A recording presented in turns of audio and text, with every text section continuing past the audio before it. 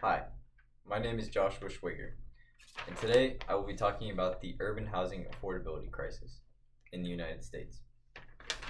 Here's my keyword outline, and let's begin. As time goes on and the population in the US increases, housing has become increasingly more unaffordable, particularly in large urban centers with high amounts of productivity and output, where lots of people want to be. This affects two main groups of stakeholders: buyers and sellers, which can also be counted as renters and owners. I believe my peers at Texas A&M should be informed as to the reality and the state of the housing crisis today, in that many of them are young professionals seeking to work and live in these areas, and they should know the costs of doing that and whether so that they can evaluate whether it's truly worth it or not. The housing crisis is caused by the supply side, but is because those owners, property owners, face internal and external pressures in determining the sell price or the rent price on their properties, which we will get into. I'd like to start off with the facts and the history of the housing crisis. According to a recent study from the Harvard Joint Center for Housing Studies, between 2019 and 2024, the median home price of the US has increased 60%.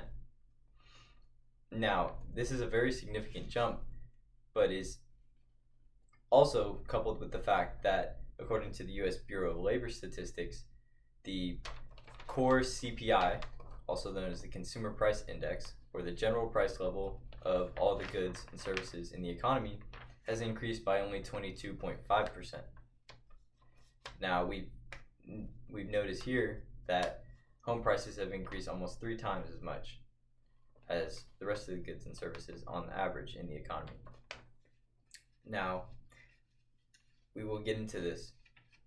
First off, this data is taken since 2019, which was the start of the COVID pandemic. You had slowdowns in global trade, disrupts in imports, materials couldn't get where they needed to go. Because of this, there is a slowdown in home building. And with that, a constant or growing level of demand for housing is faced off against an even smaller level of supply of housing, furthering and exacerbating the shortage and increasing the price level. Another thing is the rise of large private equity funds throughout the US. These funds in real estate come in, buy up large amounts of properties. Actually, per the Private Equity Stakeholders Project in their recent analysis, they estimate about 10% of all apartments in the United States are owned by these private equity funds. Now, these are cash flow driven industries that cut costs and raise rents in favor of their margins rather than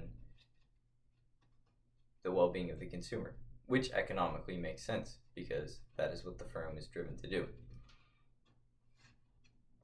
All these have come together and shut out a lot of low and middle income young professionals from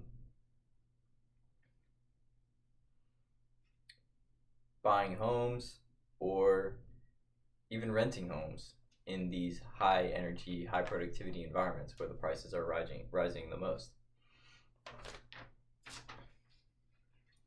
This is also highlighted by the price to income ratios that are, again, have been compiled by the Harvard Joint Center for Housing Studies.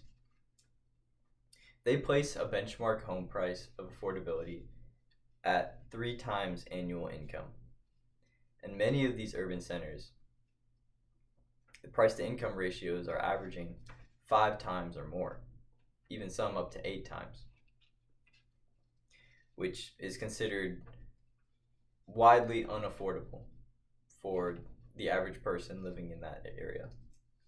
This forces, again, a lot of people into renting, shuts out people from buying homes, and then the raising prices in the renting is eating away at disposable incomes, which these people could further use to either save or invest or build their capacity to buy a home in the future. It should also be noted that when renting a home, the owner makes money from cash flow.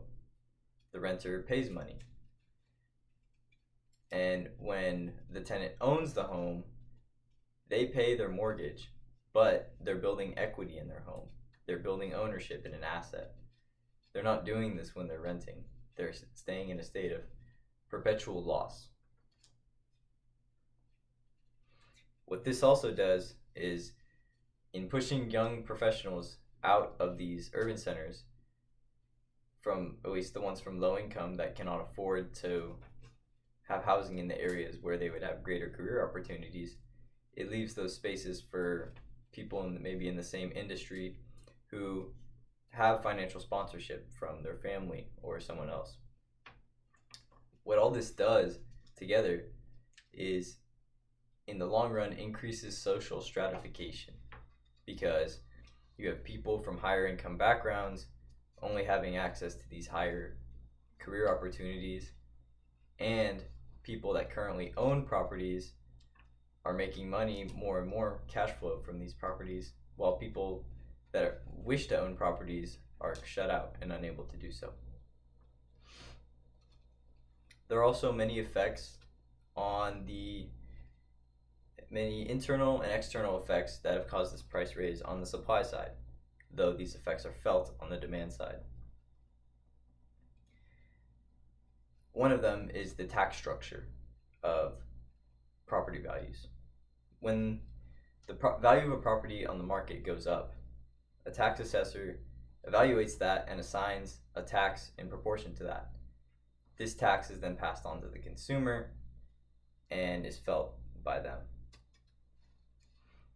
Also, internally, if certain buyers, such as private equity firms, have a higher willingness to pay for homes, then the owners are going to go with that price rather than a lower price.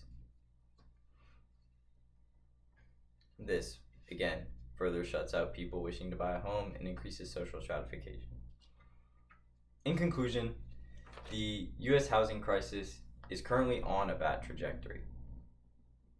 It is self-reinforcing as to lower and middle income people getting shut out from owning homes, and people that own homes increasingly being in a better and better situation with the value of their house and how much they can charge. If this is not properly addressed, it will increase social stratification beyond repair and cause a host of problems for the U.S. economy. Thank you.